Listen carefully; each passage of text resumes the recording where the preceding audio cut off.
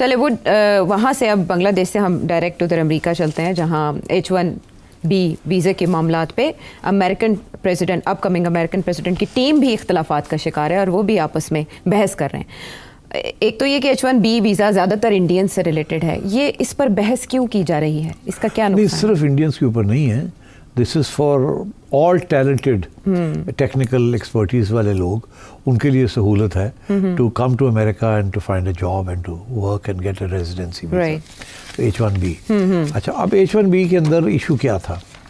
शुरू में तो डोनाल्ड ट्रंप इसके खिलाफ था जी, कह रहा था कि ये तो बहुत बड़ा स्कैम है अपने दौर में। हाँ। अपने दौर में कह रहा था ये स्कैम है और मैं तो इसको ख़त्म कर दूंगा जी। वो इसलिए कह रहा था बिकॉज बहुत से वाइट अमेरिकन्स, वो सब वाइट अमेरिकन्स का ये था कि हमारे जॉब्स जो हैं ये बाहर से आते हैं, इंडिया से आते हैं, पाकिस्तान से आते हैं, साउथ कोरिया से आते हैं, जापान से आते हैं, और ये टेक्निकल लोग हैं, ये आके हमारे जॉब्स ले लेते हैं और लंबी लंबी तनख्वाहें इनको मिलती है और हमारे इंसेंटिव्स ख़त्म हो जाते हैं। तो एक पूरा एक माहौल था वहाँ, और फिर ऊपर से वो जो आते हैं ना, तो वो भी एक इशू था, तो इसलिए एक महाज बन रहा था। अच्छा। और डोनाल्ड ट्रंप उसका हिस्सा बन गया बिकॉज राइट विंग को उसने अपीस करना था, उसको साथ लेके चलना था।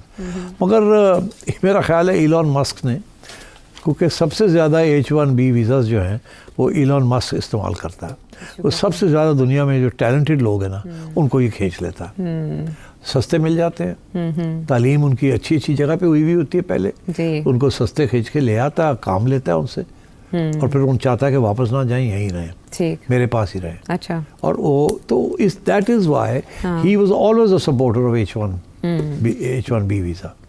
अब मेरा ख्याल है उसने इतनी लंबी कंट्रीब्यूशंस की हैं टू द ट्रंप कैंपेन कि ट्रंप ने कुछ कमिटमेंट की होगी उसको। अब ट्रंप अपनी रुख बदल गया, अब वो कहता है कि मैं तो I am in favour of H1B। अच्छा। और वो सपोर्ट करेगा इसको। मगर अब हुआ क्या, इन द मीन वाइल वो जो एंटी इंडिया सेंटिमेंट है वो became an anti Hindu sentiment, because India इस वक्त नरेंद्र मोदी का इंडिया जो है वो अपने आप को हिंदू इंडिया कहता है, हिंदुत्व का नजरिया है, और वो तो कहता है जी। और फिर हिंदू इंडिया के खिलाफ पहली दफ़ा अमेरिकन पेपर्स के अंदर और अमेरिकन मीडिया के अंदर तनकीद, because obviously you know it's a very secular society, तो बहुत से सेकुलरिस्ट जो है अमेरिका के अंदर वो भी इंडिया के थोड़े बहुत खिलाफ हो गए हैं, बिकॉज उनको नज़र ये आ रहा है कि after the Jewish community Indians in America will be becoming very powerful. और ऊपर से Hindu, they are also celebrating Hinduism, और वो सेकुलर सोसाइटी, तो मेरा ख्याल है ऑन सेवरल फ्रंट्स एक थोड़ा सा महाज बन गया था अगेंस्ट हिंदू इंडिया।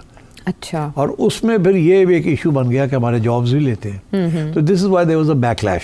और अब इंडियन अखबार आप पढ़ें तो बड़े नाराज हैं, बड़े गुस्से में हैं इंडियन अखबार और इंडियन मीडिया वाले कि हमारे साथ क्या हो रहा है, हमें ये क्रिटिसाइज किया जा रहा है and so on and so fourth. ठीक है, यहाँ पर हम एक तजाद देखते हैं कि इमिग्रेशन पॉलिसी उन्होंने अपने कैंपेन के दौरान अपनी मौजू बनाई अपनी गुफ्तगू की, डोनाल्ड ट्रंप ने, वो इमिग्रेशन पॉलिसी को चेंज करना चाहते हैं। दूसरी तरफ वो H1B वीज़ा को अभी वॉशिंगटन पोस्ट को इंटरव्यू देते हुए, न्यूयॉर्क पोस्ट को इंटरव्यू देते हुए उन्होंने कहा ये मेरा फेवरेट वीज़ा है।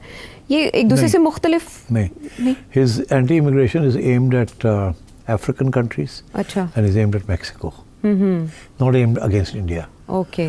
इंडिया से ज़्यादा जो एक्सपोर्ट हो रही है वो लेबर की नहीं हो रही, वो टैलेंट की हो रही है, engineers mostly, engineers, doctors, brain, rocket scientists, technicians. अच्छा। That is what India is specialising in. उनकी IIT जो मैनेजमेंट इंस्टीट्यूट्स है ना, scientific technical institute, they are as good as Harvard and Yale, right, so they are producing top rate people. ठीक। And those are in great demand in the United States. ठीक। Where Pakistan और ये जो बाकी मुल्क हैं, सवाए डॉक्टर्स की एक्सपोर्ट के, हमने तो ज़्यादा एक्सपोर्ट की नहीं, हम तो लेबर एक्सपोर्ट करते रहे। ठीक। तो इसलिए डोनाल्ड ट्रंप की जो immigration policy was actually against the Mexicans.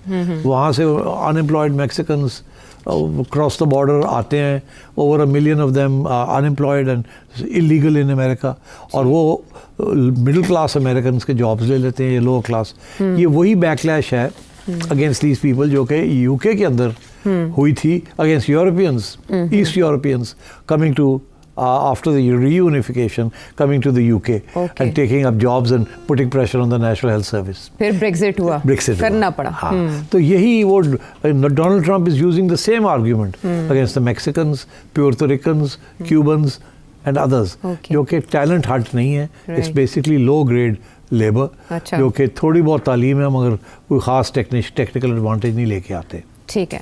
अभी एलॉन मस्क की कंट्रीब्यूशन बहुत रही कैंपेन में, तो ऐसे लगता है कि जैसे डोनाल्ड ट्रंप उनके एहसानमंद हैं। और ये बात हैं? चर्चा किया जा रहा है मीडिया में कि वो उनके मातहत डोनाल्ड ट्रंप एलॉन मस्क की पॉलिसीज़ को टो कर रहे हैं, ना कि एलॉन मस्क डोनाल्ड ट्रंप की पॉलिसी, और उन्हें उसके लिए थ्रेट करार दिया जा रहा है एलॉन डोनाल्ड मस्क ट्रंप को उसने बड़ी सपोर्ट की है, मिलियंस ऑफ डॉलर्स दिए इन सपोर्ट फंड्स। जी। सबसे ज़्यादा इंटरेस्ट डोनाल्ड ट्रंप में एलॉन मस्क है। एलॉन मस्क का जो दो प्लैंक्स है बिजनेस के, to be the world's richest man. One is his trade with China, जी जी। the second because of the Tesla cars and all the सारी डेवलपमेंट जो हो रही है वो चाइना में हो रही है। नंबर एक। नंबर दो, रॉकेट। इलॉन मस्क के 3000 रॉकेट से ज़्यादा इस वक्त घूम रहे हैं ऊपर। He has the biggest chunk of rocketry. Rocketry के लिए जो सारी सब्सिडी मिल रही है उसको, वो अमेरिकन गवर्नमेंट से मिल रही है, बिकॉज रॉकेट साइंस जो है इज व्हाट फ्यूल्स मिसाइल्स। हाँ हाँ। आपको पता है ये अभी जो शोर पड़ा है हमारे जी, ऊपर, पाबंदियां लगी 4 हैं। कंपनीज तो वो रॉकेट्स के लिए वो बनाए जाते हैं। राइट। और वो जो फिर जब आप मिसाइल्स के अंदर डालते हैं तो बिकम लॉन्ग रेंज मिसाइल्स। ठीक। So Elon Musk is looking for billions of dollars in American government subsidies for his space program. इसीलिए खतरा भी करार दे रहे हैं वहाँ के नाकिदीन डोनाल्ड ट्रंप के लिए एलॉन मस्क को। Time to sign off. अगले प्रोग्राम में मुलाकात होगी।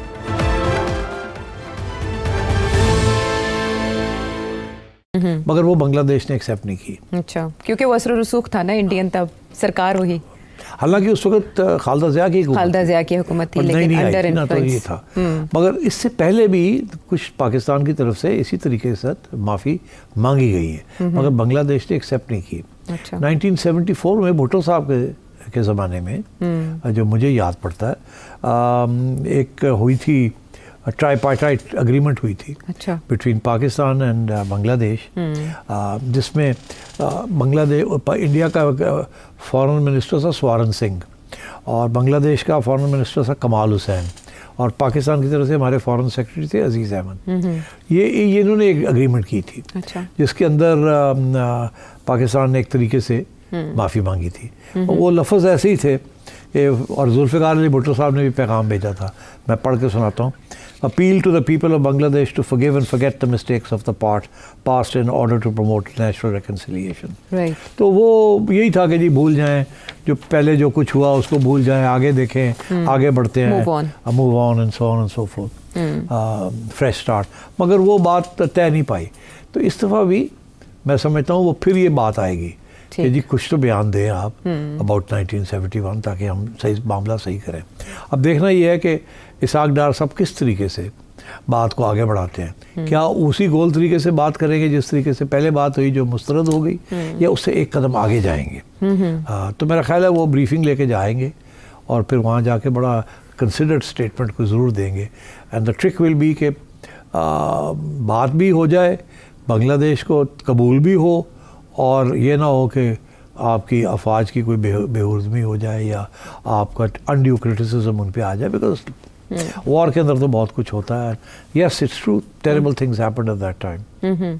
अच्छा, लेकिन वहाँ पर तो ओवरऑल ही सारी पॉलिसी रीवैल्यूएट की जा रही है, और 1971 से लेकर वो अपनी तारीख कुछ दुरुस्त करना चाह रहे हैं निसाब में भी। आपको नहीं लगता हुकूमत ताउन करेगी पाकिस्तान के साथ और ये मुतालबा नहीं आएगा सामने? नहीं आएगा, ये आएगा। वो एक्चुअली हो क्या रहा है कि वो दो चीज़ें, एक तो ये उनके लिए आगे बढ़ने के लिए इसको पीछे छोड़ना है। अच्छा। तो इस चैप्टर को क्लोज करना है तरीके से। हाँ, और वो चैप्टर उसी वक्त क्लोज होगा जब पाकिस्तान की तरफ से क्लोजर होगी। अच्छा। और वो क्लोजर यही होगी कि किसी तरीके के साथ सॉरी करना पड़ेगा। मिट्टी पाओ नहीं, मिट्टी पाओ नहीं ही हो, कहते मिट्टी नहीं पानी। अच्छा। सॉरी करो। अच्छा। फिर मिट्टी पाओ, तो फिर उस पर इंडियन मीडिया फिर उछलेगा। हाँ, तो चले मवाद में। नंबर दूसरी चीज़ ये कि वहाँ जो सूरत हाल है ना इस वक्त बड़ी फ्लूइड है। हाँ हाँ। वहाँ भी लोग ऐसे हैं जो कहते हैं कि ये यूनुस की गवर्नमेंट स्टेबल नहीं है। हाँ जी।